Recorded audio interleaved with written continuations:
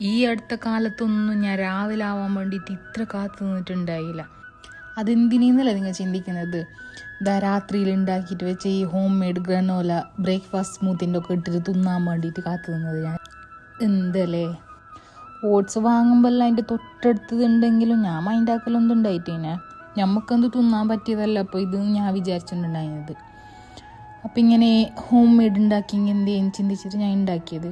അപ്പോൾ ഇതിൽ ഞാൻ എന്തെല്ലാം ആഡാക്കിയത് ഇതിൻ്റെ മെഷർമെൻറ്റും കാര്യമെല്ലാം ഞാൻ ക്യാപ്ഷനിൽ കൊടുക്കാം. ഓട്സ് തിന്നിട്ട് മടുത്തവർക്ക് എന്തായാലും ഇത് ഉണ്ടാക്കാം, പൊരൽ ഉണ്ടാക്കിയിട്ട് സ്റ്റോർ ആക്കിയിട്ട് വെക്കാം. അപ്പോൾ ട്രൈ ആക്കിയിട്ട് നോക്കി എല്ലാവരും ഇഷ്ടമാവും. ഹെൽത്തി ബ്രേക്ക്ഫാസ്റ്റ് നോക്കുന്നവർക്കും ഡയറ്റ് നോക്കുന്നവർക്കും എല്ലാം സേവ് ആക്കിയിട്ട് വെക്കാം.